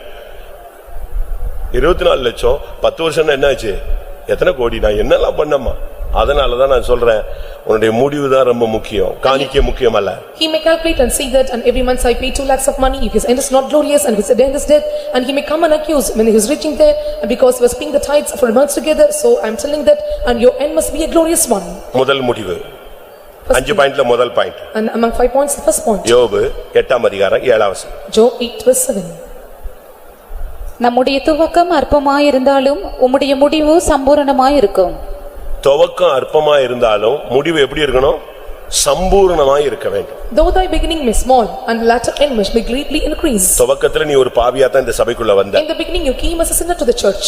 பல தோல்விகள் உள்ளவனாக தான் You வந்த. came with many failures. பல பிசாசின் போராட்டத்தோட தான் வந்த. You came with diverse conflicts of the devil. பல இல்லாமை இயலாமையில தான் நீ வந்த. And with many kind of impossibility and with unpickness you came to the church. அது பிரச்சனையே இல்ல. It doesn't matter. நான் சமீபத்துல ஒரு அடக்கத்துக்கு போயிருந்தேன். And recently I attended a burial service. அப்போ ஒரு டாக்டர் வந்து என்னைய பார்த்தாரு. And I came to the doctor. அப்ப கிட்ட உள்ள பாஸ்டர் சொன்னாரு. And the pastor nearby him said to me. இன்னைக்கு நல்லா இருக்கிறான். ஆனா இவன் சபைக்குள்ள வரும்போது பாவம் பிசாசு பிடிச்சு எவ்வளவு கஷ்டப்பட்டான். இவனுக்காக நாங்க எவ்வளவு போராடி இருக்கோம் தெரியுமா? And today he is very good because before that we come to the church and he was so hard and because of sin as a sinful one in the church. உன்னுடைய துவக்கம் அற்பமா இருக்கலாம். And though your beginning may be small. அற்பமான ஆரம்ப நாட்கள் என்று சொல்லப்பட்டிருக்கிறது பைபிள்ல. And the Bible says that these are the days of very small. ஆனா முடிவு சம்பூரணம் அந்த லெவலுக்கு வந்து நிக்கணும். But the end must be glorious and perfect and greatly increase and must come to the அந்த stage. சம்பூரணம் என்கிறது பரிபூரணத்தை காண்பிக்கிறது. And this greatly increase shows the perfection. நீ குறைவுள்ளவனாக அபூர்ணனாக நீ சபைக்குள்ள வந்த. And you came to the nothing state and came with the lacking and such. ஆனா முடிவு பரிபூரணமாக இருக்கணும். But your end must be perfect and glorious. அது என்ன பரிபூரணம்? And what is the perfection? கிறிஸ்துவின் நிறைவான வளர்ச்சி. And that is the full stage of the measure of Christ. இப்பொழுது நாம் தேவனுடைய பிள்ளைகளாய் இருக்கிறோம். And now we are the children of God. இனி எவ்விதமாய் இருப்போம் என்று அறியோம். And we know not and how we would be further. ஆனாலும் Even so, அவர் வெளிப்படும் பொழுது அவருக்கு ஒப்பாய் இருப்போம். when he was revealed and he will be compared to him. இதுதான் Sampooranam. And this is perfection. ஆண்டவருடைய சமூகத்துல பரிபூர்ண ஆனந்தமும் சொல்லுங்க சொல்லுங்க அவருடைய வலது பாரசத்தில் வாசி பாப்போம் அந்த வசனம் 16 சங்கீதம் 11 வசனம். ஜீவ மார்க்கத்தை எனக்கு தெரியப்படுத்துவீர். உம்முடைய சமூகத்தில் பரிபூரண ஆனந்தமும் உம்முடைய வலது பாரசத்தில் நித்திய பேரின்பமும் உண்டு. நித்திய பேரின்பமும் உண்டு. So there will be everlasting joy. அப்ப பரிபூரண ஆண்டவர் சொல்றாரு ஒரு இடத்துல, நான் இந்த ஆடுகள் ஜீவன் அடையவும் அந்த ஜீவன் பரிபூரணம் அடையவும் நான் வந்தேன். And for the sheep to get the life and the sheep to attain the perfection I have come to this earth. நம்ம எவ்வளவு குறைபாடுகளா இருந்தாலும் நம்முடைய ஓட்டம் முடியும் பொழுது சம்பூர்ணர்களாய் நீங்கள் மாறணும். So we may be having many shortcomings in our life and but we have to end our race with perfection and greatly increasing things. சம்பூர்ணங்கிறது தான் கிறிஸ்துவின் நிறைவு. And this full satisfaction of things that's the measure of Christ. அவருடைய எல்லா திவ்ய சுபாவங்களும் நமக்குள்ள நிரம்பி வந்துறணும். And all his natures must come in abundance into us. துவக்கத்துல நமக்கு மன்னிக்க முடியாது. In the beginning we cannot forgive others. சகிக்க முடியாது. And we cannot endure. விட்டு கொடுக்க முடியாது. And we cannot give up. Adjust பண்ண We முடியாது. cannot adjust. யாரோடும் ஒத்து போக And முடியாது. we cannot manage and coincide with others. இதெல்லாம் எல்லா மனுஷனுக்குள்ளயும் இருக்கு. And these are the things or natures found in every man. ஓட்டம் முடிவு சம்பூர்ணங்கும்போது But the end of the race when it is perfection, நீங்க மன்னிச்சிடுவீங்க, you will forgive others. சகிச்சிடுவீங்க, And you will endure. விட்டு கொடுத்துருவீங்க. And you will give up. எல்லாரும் உங்களை பார்த்து சொல்லுவாங்க, இவனா மாறிட்டான், இவளா மாறிட்டான், எப்படிப்பா மாறினா? அதுதான் பூரணத்தின் வேலை. And everyone may see that and whether he was changed like this and this is the work of perfection. பட்ட பாடுகளாலே இயேசு கீழ்ப்படிதலை கற்றுக்கொண்டு தான் பூரணரான பின்பு தமக்கு பின் பூரணராவர்களுக்காக வழியை உண்டு பண்ணுகிறார். And Jesus because of the suffer learn the obedience and because of that and he was being made perfect and become the thing of sins. வந்ததிலிருந்து குறைபாடு சாகர வரைக்கும் குறைபாடுலயே ஓட்டத்தை முடிச்சா உனக்கு மகிமை அந்த பூரணம் இல்லாதனால உன்னுடைய இலக்கை நீ தொட மாட்டாய். So you are not having the perfection and you cannot touch the mark or goal. இன்னைக்கு சம்பூர்ணம் தான் நமக்கு முக்கியம். And today the perfection is very important. அதனால தான் பைபிள் சொல்லிருக்கு, சம்பூர்ணமான மழையை நான் பொழிய பண்ணுவேன். So the Bible says and I will give the abundance of rain. இன்னைக்கு நம்மில் எத்தனை பேர் இந்த பூரணத்துக்குள்ள வந்திருக்கோம்? How many have come into this perfection? பூரணங்கிறது பழைய ஏற்பாட்டுல ஒவ்வொரு காரியத்துல மட்டும் பூரணம். Perfection in Old Testament and they are getting perfection in particular only one matters. சம்பூரணங்கிறது எல்லா விதத்திலும் பூரணம். An abundance or greatly increase it means and they are perfecting everything. நான் திரும்பவும் சொல்லுகிறேன். Once again I repeat. பழைய ஏற்பாட்டுல ஒரு காரியத்துல நீ பூரணமா இருந்தா போதும். In Old Testament if you are perfected in one matter that is sufficient. புதிய ஏற்பாட்டில் அப்படி அல்ல. But in New Testament is not like it. அது இன்னும் விளக்கமா சொல்றதா இருந்தா I want to give you more explanation. இப்போ ஸ்கூல்லயோ காலேஜ்லயோ யுனிவர்சிட்டிலயோ ஸ்போர்ட்ஸ் நடத்துறாங்க. In a school or college or university and they were conducting sports. அதுல ஒரு விளையாட்டுல ஒருத்தன் ஜெயிச்சிட்டானா அவன் winner. If one win over in particular game or sport and he was a winner. ஆனா அதே ஆளு 4-5 ஸ்போர்ட்ஸ்ல அந்த விளையாட்டுல ஜெயிச்சிட்டானா அவனுக்கு பேர் என்னது? சொல்லுங்க. நாங்க எங்கங்க விளையாட போனோம், எங்களை எங்க பெந்தேகோஸ்ல விளையாட விட்டீங்க அப்படிங்கறீங்களா? The same person when he was winning over in 3 or 4 or 5 sports and how we will be called us? 4-5 விளையாட்டுல நீ ஜெயிச்சிட்டேனா உனக்கு சாம்பியன்ஷிப் கொடுத்துருவாங்க. So when you win over in 5 or 6 games and you will be getting the championship. அதுதான் பூரணங்கிறது. சம்பூரணம் அதுதான் சம்பூரணங்கிறது. And that's what I'm telling, it's greatly increased in repentance. பழைய ஏற்பாட்டுல தாவீது தேவ சித்தத்தில் பூரணப்பட்டான். In Old Testament and David was perfected in doing the will of Abraham God. விசுவாசத்தில் பூரணப்பட்டான். And Abraham was perfected in faith. ஆனா புதிய ஏற்பாட்டுல அப்படி அல்ல. But in New Testament it's not like ஒரே ஆளு 4 சப்ஜெக்ட்ல பாஸ் ஆகணும். that. The same person must pass in 4 subjects. பழைய ஏற்பாட்டுல ஒரு சப்ஜெக்ட்ல பாஸ் ஆயிட்டா அவனுக்கு அடிச்சுவாரு. ஏன்னா அவன் போறது புதிய வானம் தாங்க. In Old Testament if he was passing over in one subject and he is going to reach the place called New Heaven. சியோனுக்கு எருசலேமுக்கு போறவங்க ஒரு ஸ்போர்ட்ஸ்ல ஜெயிச்சவங்க இல்ல. அவங்க வந்து சாம்பியன் ஆனவங்க மட்டும் தான் அங்க போவாங்க. And they that are going to Zion or New Jerusalem and they cannot win over in one sport and they have to reach. விசுவாசத்தில் பூரணம். And faith perfection. அன்பில் பூரணம். Perfection in love. தேவ சித்தத்தில் பூரணம். Perfection in doing the will of பாடுகளில் God. பூரணம். And perfection in service. மனசாட்சியில் பூரணம். And perfection in conscience. இப்படி ஒரு 7-8 நான் சொல்லிட்டே போவேன். I can keep saying 7 or 8. நீங்க வந்து எல்லாத்துலயும் centum அடிக்கணுங்க. And you have to score center marks in everything. அதுதான் புதிய ஏற்பாடு. And that is New Testament. ஏன்? Why? ஏன் பழைய ஏற்பாட்டுக்கு அப்படி புதிய ஏற்பாட்டுக்கு எப்படி? And why there is difference between Old Testament and New Testament? பழைய ஏற்பாட்டுல கிறிஸ்துவின் ரத்தம் கிடையாது. In Old Testament there is no blood of Jesus Christ. புரியுதா உங்களுக்கு? Can you understand? இயேசுவின் ரத்தம் கிடையாது. There is no blood of Jesus Christ in Old Testament. பாவம் மன்னிப்பாகிய மீட்பு கிடையாது. பாவங்கள் மூடப்பட்டது. And there is no redemption of sin. The sin was covered. நமக்கு இயேசுவின் ரத்தம் இருக்கு. We have blood of Jesus. பரிசுத்த ஆவி இருக்கு. We have Holy Spirit. அவங்களுக்கு கர்த்தருடைய ஆவின்னு சொல்லுவாங்க. அவங்களுக்கு கர்த்தருடைய ஆவி வரும்பொழுது அந்த நேரத்துல பயங்கரமா இருப்பான். அதுக்கு பிறகு எங்கயாவது போய் உட்கார்ந்துக்குவான்.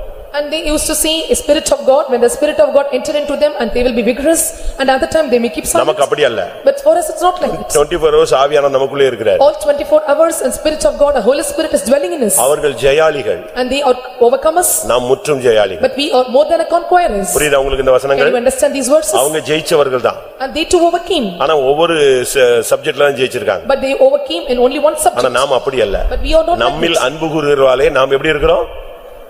முற்றும் ஜெயம் கொள்ளுகிறவர்களாய் இருக்கிறோம். And we are made more than conquerors by whom who loved us. எந்த சப்ஜெக்ட்லயும் நம்ம பாஸ் ஆயிட்டு நம்ம சென்டம் அடிச்சிட்டே போறது. And we are able to pass in any subject and score center marks. அப்ப கிறிஸ்துவினுடைய நிறைவுதான் Sampooranam. And so the fullness of Christ is called as a perfection or satisfaction. இதை இன்னொரு விதத்துல பார்க்கும்போது When you see on another aspect, தேவத்துவத்தின் பரிபூரணம் எல்லாம் கிறிஸ்துவுக்குள் வாசமா இருந்ததுன்னு சொல்லியிருக்கு. the perfection of all Godhead was dwelt in Christ. தேவன் அப்படிங்கிறவருடைய முழு பரிபூரணமும் யாருக்குள்ள வாசமா இருந்துச்சு? இயேசுவுக்குள்ள வாசமா இருந்தது. And all perfection of God dwelt in Jesus Christ. அவர் கிருபையும் சத்தியமும் நிறைந்தவராய் நமக்குள்ள வந்து வாசம் பண்றாரு. And he was full of grace and truth and he dwelt in us. எங்க இருக்கு கொலோசியர்லயா? கொலோசியர் 2:9. 2 அதிகாரம் 9ஆம் வசனம். ஏனென்றால் தேவத்துவத்தின் பரிபூர்ணமெல்லாம் சரீர பிரகாரமாக அவருக்குள் வாசமாயிருக்கிறது. தேவத்துவத்தின் பரிபூர்ணம், தேவனுக்குள்ள என்ன பரிபூர்ணம் இருக்கோ அந்த நிறைவு அப்படியே கிறிஸ்துவுக்குள்ள இருந்துச்சு. அவருக்குள்ள இருக்கிற அந்த பரிபூர்ணம் எப்ப யாருக்குள்ள வருது? நமக்குள்ள வருது. The fullness of the Godhead was dwelt in Jesus Christ, which was in Father, and that it entered into us.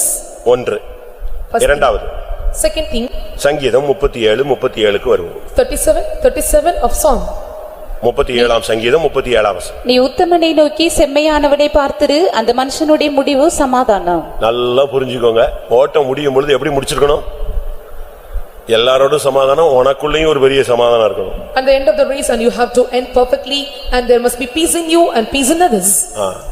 ஒரு மனுஷன் சொல்றான், என்னை சமாதானத்தோடு போக விடுகிறீர். One person is saying that and you are making me to dwell in peace. எனக்கு எந்த பாரம் இல்ல, துக்கம் இல்ல. இப்ப கூட பாருங்க, நல்ல விசுவாசிகள் சொல்லுவாங்க, கடைசி நேரத்துல அழுது யாரையாவது கூப்பிட்டு என் பிள்ளையெல்லாம் பாத்துக்கோங்க, ஊழியக்காரங்க கையில கொடுத்துட்டேன், ஊழியக்காரன் அங்கேயா இருப்பான், அவன் போயிட்டே இருப்பான் டிரான்ஸ்பர் ஆகி. No burdens or no sorrows they may say some, but at some time of death and they may call for the servants of God will they stay with you and they will be transferred to another place. ஆண்டவரே என் பிள்ளைகளெல்லாம் உங்ககிட்ட கொடுத்துட்டேன் அப்படின்னு சொல்லணும். And they used to say, I have delivered all my children unto you.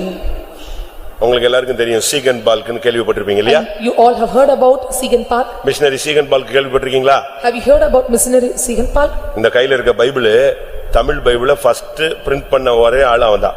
And he was the one who translated the Bible in Tamil translation. தமிழ்நாட்டுல தரங்கம்பாடியில இருந்து முதல் தமிழ் பைபிளை தமிழ்ல எழுத்துல முதல் பைபிளை பிரிண்ட் பண்ணி கொடுத்த ஆள் யாரு? சீகன் பால்க். And Siegen Park was the one who printed the Tamil Bible at the place called Tharangapadi in Tamil Nadu. அவருக்கு 3 வயசோ 4 வயசோ இருக்கும்போது அவங்க அம்மா சாகுறாங்க. So when he was 3 to 4 years, mother died.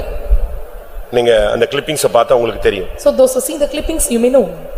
அந்த பிள்ளைங்க எல்லாம் அந்த தாய் படுக்கையில சீரியஸா இருக்கும்போது சுத்தி நிக்குதுங்க. And all the children and they encompassed her when she was serious in bed. ஒவ்வொரு பிள்ளைகளை பத்தி சொல்லிட்டே வராங்க. எல்லாரும் அழுகுறாங்க. இந்த பையனுக்கு கிட்ட நின்னு அழுதுட்டே இருக்கான். ஏன்னா அம்மா சாக போறாங்க. And she was telling about every child and all are nearby and all were crying. அந்த தாய் புருஷனை கூப்பிட்டு The mother called the husband எனக்கு ஒரு பிராமிஸ் பண்ணுங்க. and you make a amazing promise to me. என்ன பிராமிஸ்னு கேக்குறான். அவனே அழுதுகிட்டு நிக்கிறான். இவ சாவ போறா அழுதுகிட்டு இருக்கறான்.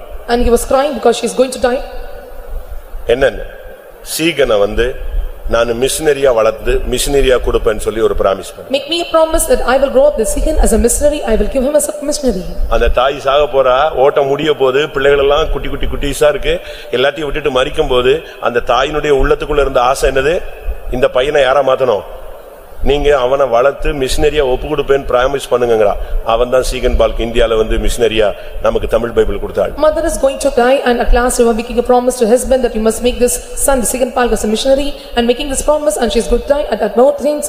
At last Sigan Palk became a missionary, came to India and printed the Tamil Bible. அந்த புருஷன் அப்படியே அழுதுகிட்டே அந்த குட்டி பையன் கையை அந்த தாயினுடைய கை தகப்பனுடைய கை மூணு பேர் கையை பிடிச்சு அப்படியே ஒப்பு கொடுக்கறான். டப்புன்னு கண்ணை மூடிட்டாங்க. And uniting the hands of father and mother and son and this is how they delivered and she gave up their birth. உத்தமனை பாரு, And look into the அவனுடைய முடிவு சமாதானம். and mark the perfect one is end is நீ peace. ஓட்டத்தை முடிக்கும்போது எல்லாரோட சமாதானத்தோட ஓட்டத்தை முடிக்கணும். So when you are ending your race and you must hold on peace with everyone. உனக்கு கலக்கமோ சமாதான கேடோ யார் மேலயோ கசப்போ வைராக்கியமோ வச்சிட்டு முடிச்சினா நீ இலக்கை தொட மாட்டாய், சாவ. அடக்கெல்லாம் ரொம்ப கிராண்டா பண்ணுவாங்க, சீப் பாஸ்டர் வருவார், சென்ட்ரல் பாஸ்டர் வருவார். ஆனா பட் நீ எங்க போக மாட்ட? மேன்மையான சீஃபான இடத்துக்கு போக மாட்ட, ரொம்ப சீப்பா புதிய பூமிக்கு போய் சேருவாய். With troubles, with grief and with sorrows and you may end your race and even your burial service must be glorious by doing by the center pastor or chief pastor but at the end will not be a good reception and you may go to down. அடக்கம் டாப்பா இருக்கறனால அவன் பரலோகம் போறான்னு நினைக்கிறாங்க. Don't think that and burial service is so good and they will reach to heaven. நான் சென்னையில இருக்கும்போது When I was in Chennai Chennai இரும்புலில ஏதோ ஒரு program. and there was a program in Irumbliur அப்ப புலல்ல ஒரு சாவு. and there was a death at Pulal. அந்த ஊழியக்காரர் போக முடியல. The servant of God could not attend the burial service. டக்குனு சீப் பாஸ்டர் நீ போய் நடத்திட்டு வந்துட்டாங்க. And chief pastor said to me, you go and conduct the service. அங்க போனா பயங்கரமான கூட்டங்க. So when I went there it was a great crowd. அல மோதுது கூட்டம். And people were crowded a lot. அடிச்சு தூக்கிடணும் நான் போய் நிக்கிறேன். So I thought that I am going to do and I better serve. இன்னைக்கு பிரசங்கத்துல ஒரு வழி பண்ணிரணும், இன்னைக்கு இவ்வளவு கூட்டத்தை பார்த்து நம்ம விட்டுற முடியுமா? So when I am looking into the large crowd I cannot leave and so I was thinking in my mind I can do a better service. பாட்டு முடிய போதுங்க. And the preaching is going to over. பாட்டு முடிய போகுது. And the song is going to get over. நான் உங்க பையனை கூப்பிட்டேன். And I called the son. யாராவது சாட்சி சொல்லுவாங்களா? I asked whether they will testify. அவன் முகமே மாறி போச்சு. His countenance was changed. Brother அப்பா குடிச்சிட்டு செத்துருக்காரு, சாட்சி எல்லாம் யாரும் சொல்ல மாட்டாங்க. And the boy said to me. எப்படி இருக்கும் எனக்கு? And the son said to me. சுத்தமா ஃபீஸ் போன மாதிரி ஆச்சு. சே குடிகாரனுக்குள்ள பிரசங்கம் பண்ண நம்மள கொண்டு விட்டாங்க. சரி ரைட் ஓடே அப்படியே பிரசங்கத்தை திருப்பிட்டேன். அவரை விட்டுட்டேன், அவன் தான் போலன்னு தெரிஞ்சு போச்சு. சரி இருக்கிறவனுக்கு பிரசங்கம் பண்ணுன்னு பண்ண ஆரம்பிச்சிட்டேன். And the son said to me, my father was a drunkard so I cannot do anything further and this is how I diverted my preaching and for thee that are dwelling and 12 preachers. அதனால அடக்காரதன கிராண்டா இருக்கறனால ஓட்டம் முடிவு நல்லா இருக்குன்னு சொல்ல முடியாது. ஓட்டத்தை முடிக்கும்போது ஆத்மாவுல பூரண சமாதானம், யார்ட்டையும் கசப்பு இல்ல, வைராக்கியம் இல்ல, பகை இல்ல, போராட்டம் இல்ல, பொறாமை இல்ல, ஒண்ணுமே இல்ல. உன்னை பாக்குறவங்க எல்லாம் ஐயோ ஐயோன்னு சொல்லணும், நீயும் சமாதானத்தோடு போயிட்டே இரு. And you have to end your race with peace and because of your grand celebration you cannot think that and you can reach up and you must have the glorious end at the end. செம்மையானவனை பார்த்து அவன் உத்தமனை நோக்கி செம்மையானவனை பாரு, அவனுடைய முடிவு எப்படி இருக்கும்? சமாதானமா. Mock the perfect man and uphold the right and end will be peace. மூன்றாவதா Thirdly, என்னாகமம் 23:10. 23:10 of Numbers. இங்க ஒரு ஆள் ஜெபிக்கிறான். Here one man is praying. தான் முடிவை பத்தி ஜெபிக்கிறான். He is praying about his end. யாக்கோபின் தூளை எண்ணத்தக்கவன் யார்? இஸ்ரவேலின் காற்பங்கை எண்ணுகிறவன் யார்? நீதிமான் மரிப்பது போல் நான் மரிப்பேனாக, என் முடிவு அவன் முடிவு போல் இருப்பதாக என்றான். ஒரு ஆள் கேக்குறான், நீதிமான் மரிக்கிறது போல மரிக்கணும், என் முடிவு நீதிமானுடைய முடிவா இருக்கணும்னு ஆசைப்படுறான். One man is desiring that and my end must be like a righteous one and end must be like the one. உன்னுடைய முடிவு நீதிமானுடைய முடிவாக இருக்கணும். And your end must be like righteous. ஆனா இந்த மனுஷன் ஜெபிச்சான், ஆனா அப்படி சாகல, அதான் பிரச்சனை. This man prayed like this but he did not lie accordingly. யார் இவன்? Who is this? சொல்லுங்க. பிலேயாம். And this is Balaam. பிலேயாம் சொல்றான், அந்த தரிசனம் பார்த்து தேவனுடைய வார்த்தைகள் வாக்குத்தத்தங்கள் இந்த ஜனத்தை எப்படி தேவன் நடத்துறாருன்னு பார்த்த உடனே அவன் சொல்றான், நீதிமான் மரிக்கிறது போல நான் மரிக்கணும். The Balaam said unto him and looking unto the people how they righteous and I must die like this righteous. என் முடிவு அவன் முடிவு மாதிரியே இருக்கணும். And my end or my death must be like his end. அப்படியே முடிஞ்சது. It was ended like this. என்னாகமம் 31:8. அவர்களை கொன்று போட்டதும் அன்றி மீதியானியரின் 5 ராஜாக்களாகிய ஏவி, ரேகேம், சூர், ஊர், ரேபா என்பவர்களையும் கொன்று போட்டார்கள். பேயோரின் குமாரனாகிய பிலேயாமையும் பட்டயத்தினாலே கொன்று போட்டார்கள். பட்டயத்துல செத்து அடிபட்டு செத்து போயிட்டான். குறி சொல்லுகிறவனாக, பின்மாற்றக்காரனாக, கூலிக்காக விரைந்தோடுகிறவனாக தன் ஓட்டத்தை முடித்தான். 31:8 of Numbers says that, and he slew and he was slew down and he was the sword as the one who died as the evil one, as one who was saying the soothsayings. நீ மரிக்கும்போது நீ ஒரு நீதிமானா மரிக்கணும். When you die, you must die as righteous. நீதிமான் எப்படிப்பட்டவன்? How the righteous is? நீதிமானுடைய முடிவு எப்படி இருக்கும்? How the end of the righteous would be? நீதிமான்கள் எடுத்துக்கொள்ளப்படுகிறார்கள். And the righteous are taken. ஏசாயா 59:1 வாசிங்க. இல்ல 57:1. 57:1. 57 ஏசாயா 57:1. 57:1 of Isaiah. நீதிமான் மடிந்து போகிறான், ஒருவரும் அதை மனதில் வைக்கிறதில்லை. புத்திமான்கள் எடுத்துக்கொள்ளப்படுகிறார்கள், ஆனாலும் தீங்கு வராததற்கு முன்னே நீதிமான் எடுத்துக்கொள்ளப்படுகிறான் என்பதை. நீதிமான் என்ன செய்யப்படுகிறான்? அவனுடைய முடிவு, ஒரு மனுஷனுடைய முடிவு நீதிமானாக இருந்தா நிச்சயமா வருகையில் நீ எடுத்துக்கொள்ளப்படுவாய். If the end of the righteous is good, and surely he will be caught up in the rapture. நமக்கு இப்போ ஒப்பு கொடுக்கிறதுக்கு டைம் ஷார்ட்டா தான் இருக்கும். நீங்க வீட்ல போய் இந்த வசனத்தை என்ன செய்யணும்? அசை போடணும். And this very short time to deliver us or submit unto him, you must go home and you must chew his words. ஆண்டவரே இந்த 5ல ஒண்ணா என் ஓட்ட முடியணும். And my race must end among these 5 points. அப்படிதான் நீங்க ஜெபிக்கணும். And you have to pray accordingly. உங்களுடைய ஜெபம், உங்களுடைய முடிவு அட்டகாசமா இருக்கணும். Your end must be glorious. Pastor Stephen இப்போ சீஃப் பாஸ்டர் இறந்தாரு.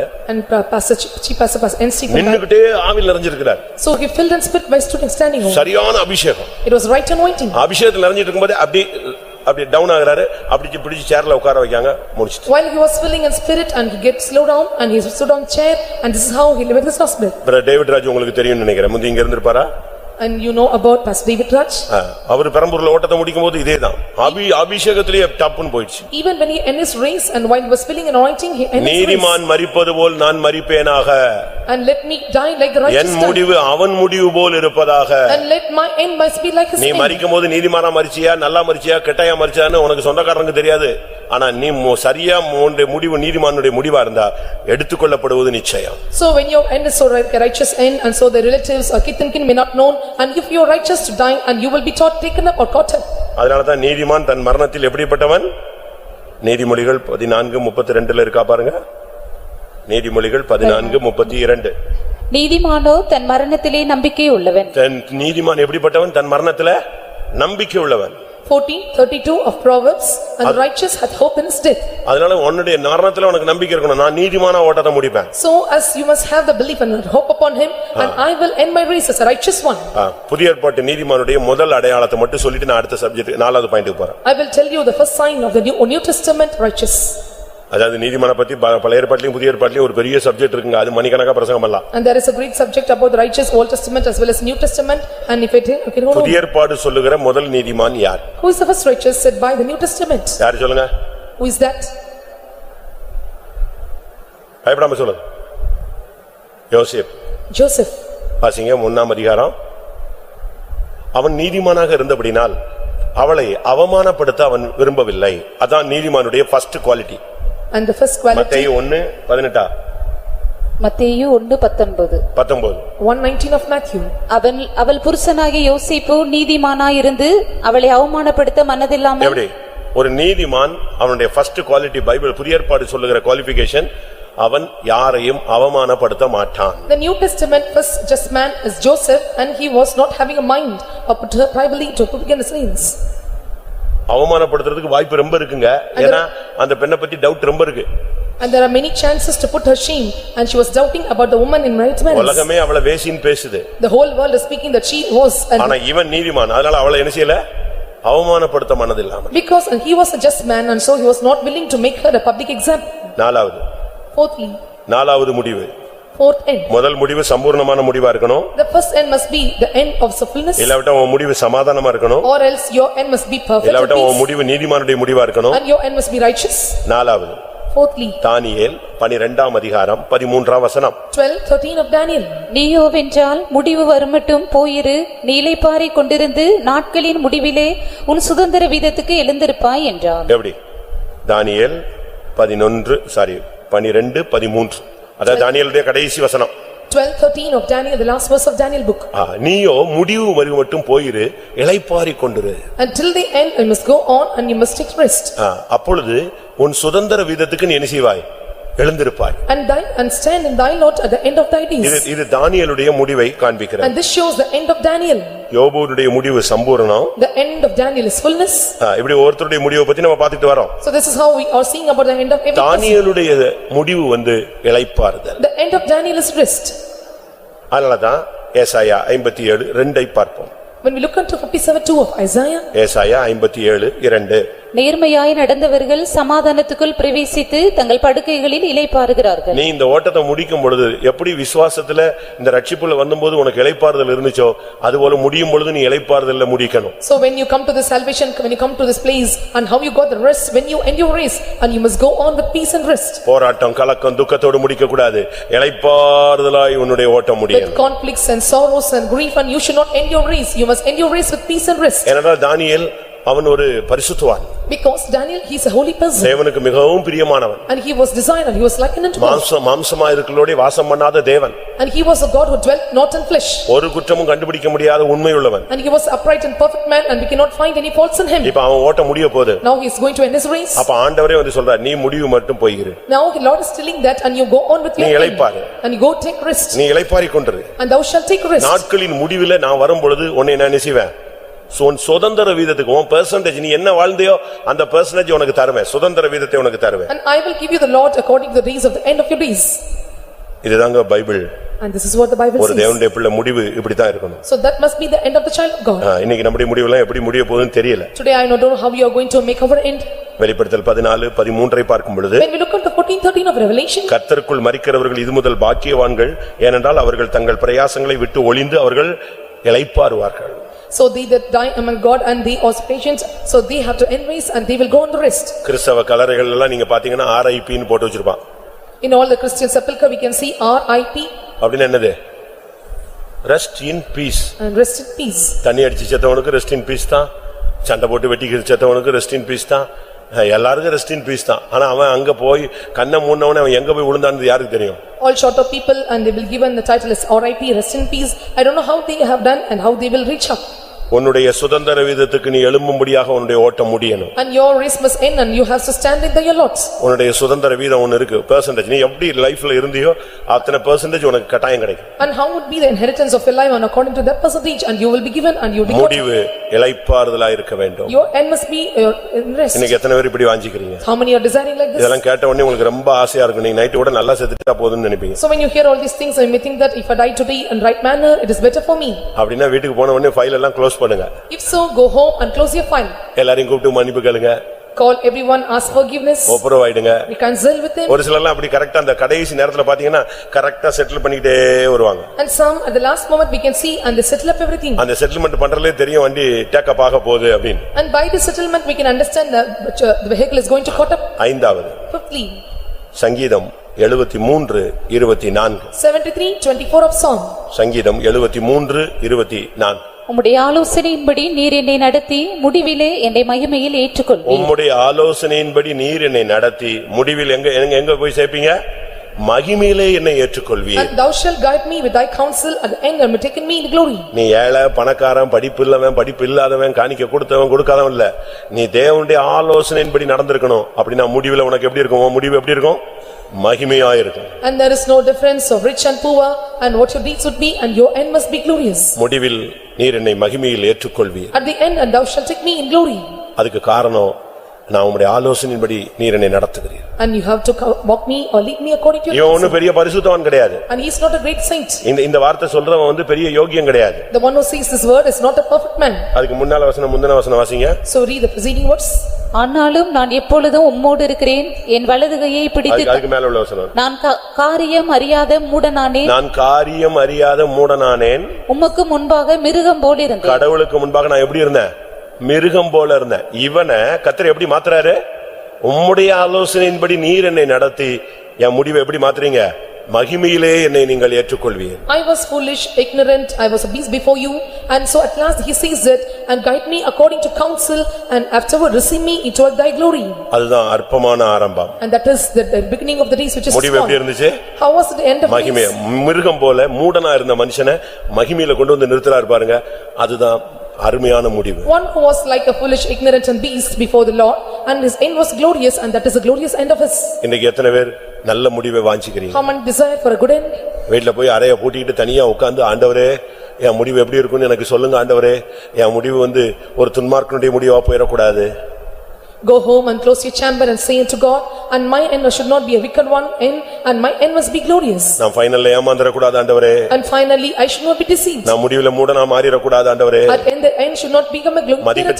மதிகட்டவனை போல என் முடிவு வந்தற கூடாது ஆண்டவரே. And my end should not be a foolish one. துன்மார்க்கனுடைய முடிவு மாதிரி வந்தற கூடாது ஆண்டவரே. And my end should not be a wicked one. கீழ்ப்படியாதவனுடைய முடிவு போல எனக்கு முடிவு வந்தற கூடாது. And my end should not be the one who disobeys. என்னுடைய முடிவு கசப்பான நாட்களாய் முடிந்திர கூடாது. And my end should not be the days of bitterness. என்னுடைய முடிவு சம்பூர்ணமாய் முடிக்க உதவி செய்யுங்க. And help me to end my race with a fullness. என்னுடைய முடிவு சமாதானமாய் முடிக்க உதவி செய்யுங்க. Help me to end my race in peace. என்னுடைய முடிவு நீதிமானை போல முடிக்க உதவி செய்யுங்க. And help me to make my end as righteous. என்னுடைய முடிவு இளைப்பாறுதலாய் முடிய உதவி செய்யுங்க. And let my end race in the peace.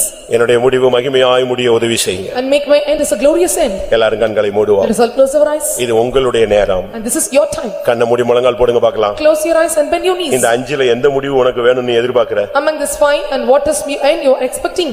நாம் இந்த மார்க்கத்துல எவ்வளவோ தியாகம், எவ்வளவோ கேவலம், எவ்வளவோ அவமானம், எவ்வளவோ எளிமை, என்னென்ன விடணுமோ என்னால என்னெல்லாம் பண்ண முடியுமோ அதெல்லாம் பண்ணிட்டே இருக்கறோம். After coming to the religion and we have dedicated ourselves, we surrendered ourselves, emptied ourselves, and we came to the nothingness, and whatever we are able to do, we have done everything. நல்லா சொல்ல போனா இந்த பிரசங்கங்களை கேட்டு கேட்டு நாம உலகத்துல பைத்தியக்காரனா மாறிட்டோம். So when we say so more and hearing all these preachings, and we all become fools of the world. சமுதாயம் பரியாசம் பண்ணுகிறது. And society is mocking us. மற்ற சபையார் குற்றம் சாட்டுகிறார்கள். And other people, congregation, are mocking and உலகம் accusing நம்மை us. பரிகசிக்கிறது. And the whole world is accusing us.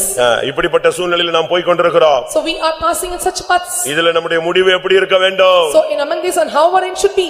சத்துரு வெட்கப்படத்தக்கதாக நம்முடைய முடிவு சம்பூர்ணமாய் மாற வேண்டும். For the enemies to be confounded, and our end must be in fullness. சத்துரு சமுதாயம் வெட்கப்படத்தக்கதாக நம்முடைய முடிவு சமாதானமாய் இருக்க வேண்டும். For the adversaries and enemies and society to be confounded, and our end must be glorious and peace. உலகம் வெட்கப்படத்தக்கதாக நம்முடைய முடிவு நீதிமானுடைய முடிவாக இருக்க வேண்டும். For the world should be ashamed, and our end must be glorious and righteous. எல்லாரும் ஆச்சரியப்படத்தக்க விதத்தில் உன்னுடைய முடிவு இளைப்பாறுதலாய் இருக்க வேண்டும். For all to be marveled and glorious and amazed, and our must be in. பரலோகமே ஆச்சரியப்படத்தக்கதாக உன்னுடைய முடிவு மகிமையாய் இருக்க வேண்டும். For the heaven to be amazed about us, and our must be glorious end. கண்ணை மூடி முழங்கால் போட்டு ஒரு ஜெபம் பண்ணுங்க. உங்களுக்காக ஜெபிங்க பார்க்கலாம். Close your eyes, bend your knees, and pray for you.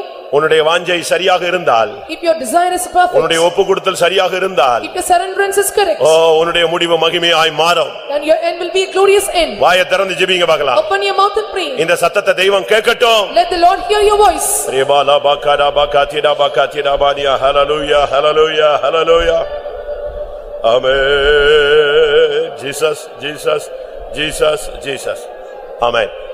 என் முடிவு சம்பூர்ணமா இருக்கணும்னு சொல்றவங்க கை வைத்துங்க. Those who sing that my end must be in fullness, lift up your hands.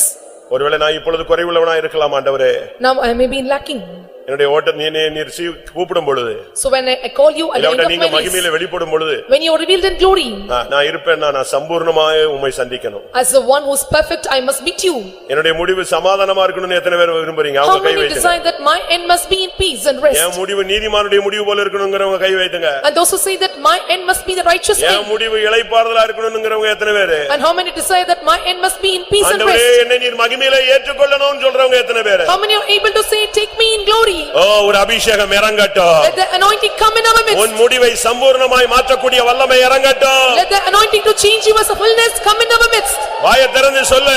Open your mouth and say, நீர் என்னை மகிமையில் ஏற்றுக்கொள்வீர். Lord, you will receive me in glory. தேவரீர் நீர் என்னை மகிமையில் ஏற்றுக்கொள்வீர். And Lord, thou shalt take me in glory. தேவரீர் நீர் என்னை மகிமையில் ஏற்றுக்கொள்வீர். And thou shalt take me in the glory.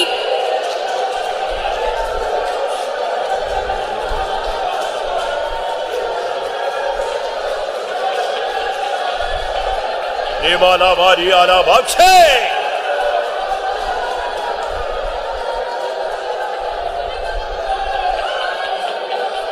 ஆமென். தேவாலா வாரி பாலா. ஆமென். தேவாலா பாலா. தேவாவும் வழியாவும் ஆச்சரியமே, மாறாவும் வாக்குகள் சத்தியமன்றோ. தேவாவும் வழியாவும் ஆச்சரியமே, மாறாவும் வாக்குகள் சத்தியமன்றோ.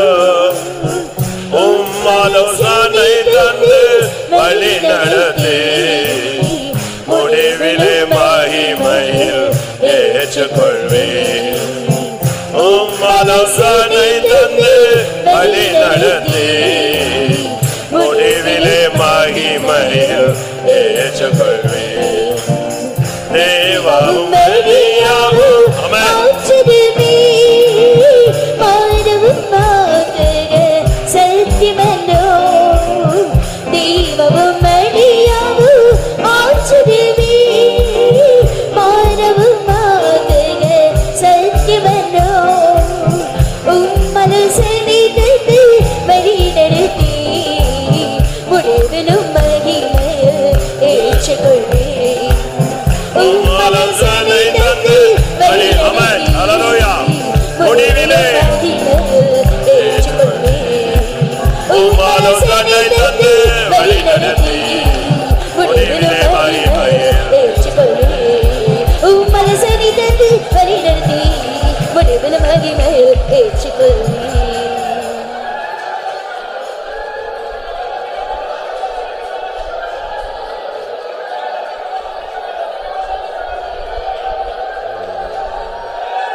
Hallelujah.